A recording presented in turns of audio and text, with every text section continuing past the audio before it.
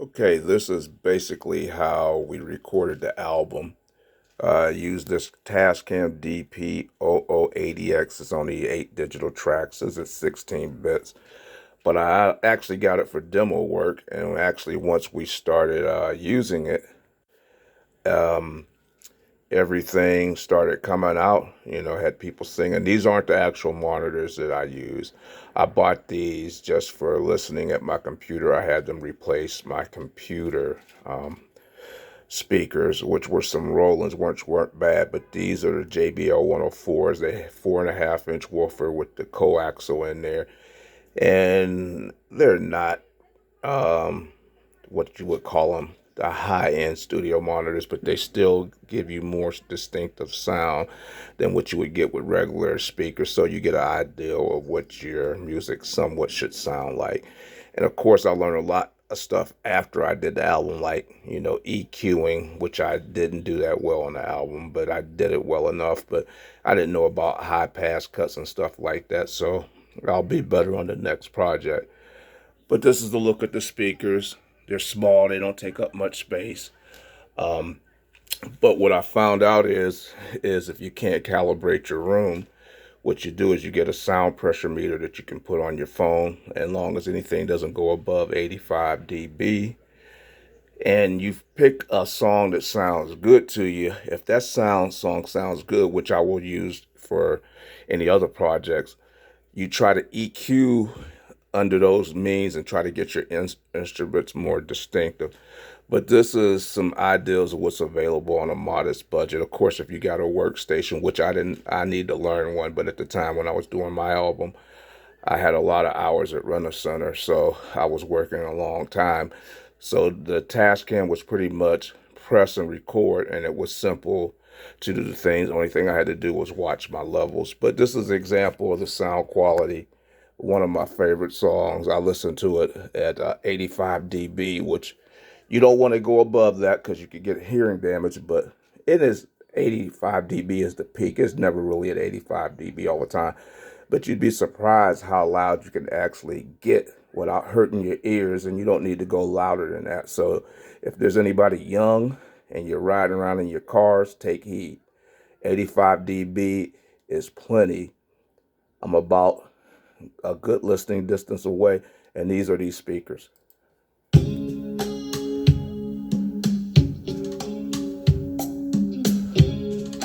This is a well-recorded album, one of my favorites. Bob James and David Sanborn.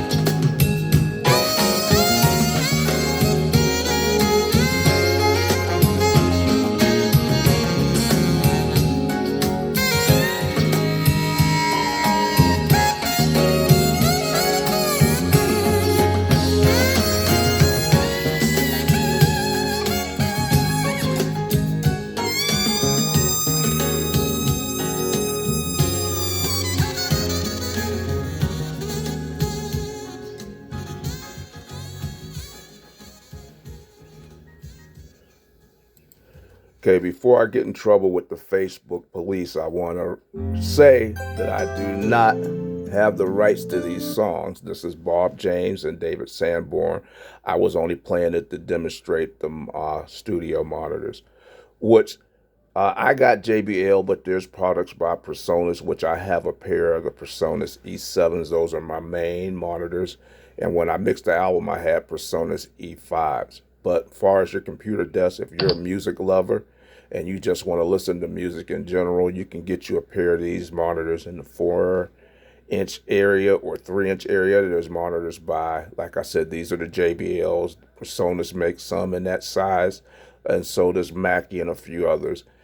And they're not going to be your top of the line monitors, but they will let you hear things that regular computer speakers won't. That's just some of the things that we did during this album. So I will be posting a couple other videos, some of the things that me, Mark, Anthony, and Aretha did in the process. I got to give a shout out to Brian Johnson, who did the remake on I'm Calling You Lord remix, which is probably the next song I'm going to let you hear, and I won't get any trouble for that because it's ours. But I will post again. Once again, this is Facebook. You know, I don't want to get in any trouble, but that last song you heard is just one of my favorites, and it was real well recorded. It was Bob James and David Sanborn.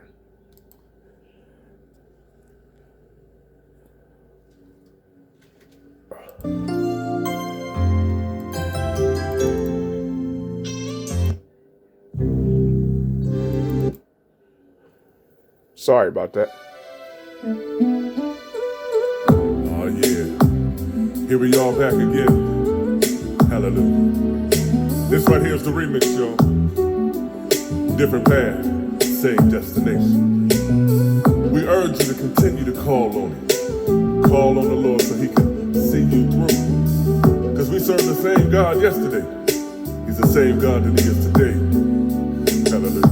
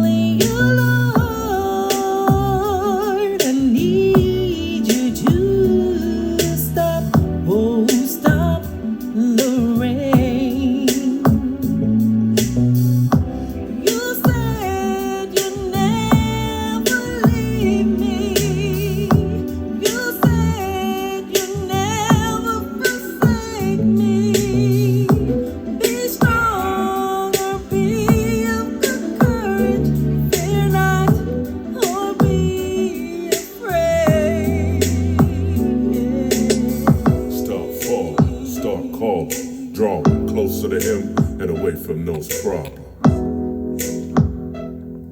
I'm calling on you, Lord. Stop falling, start calling, drawing closer to him and away from those problems. I'm calling on you, Lord. Stop falling, start calling, drawing closer to him and away from those problems.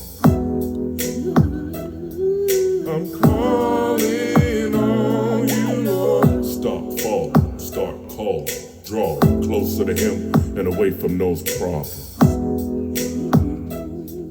I'm calling on you, Lord. Stop falling, start calling, drawing closer to him and away from those problems.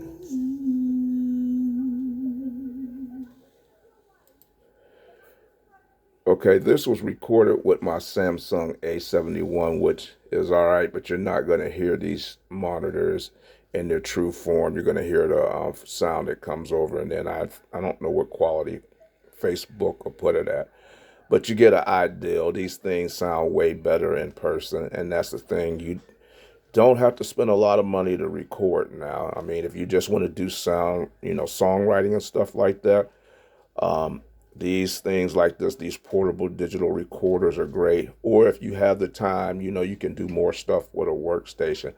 But before you start looking at your equipment, you have to remember back in the 60s, they had nothing like what we had, and they still did it. So the main thing is just to get your ideals out there and stuff, and you put in the effort.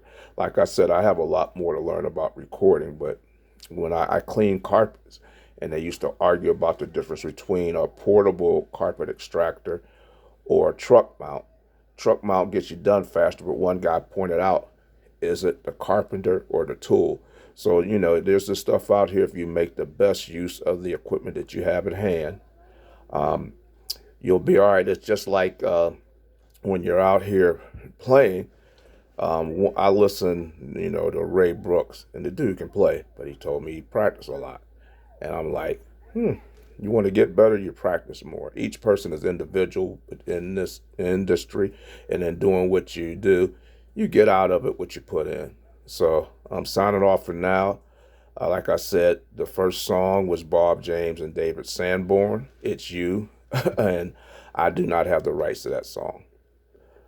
We will, I will post some other videos and stuff like that. If you like this one, just give me a like, and I'll continue to post them. Thank you.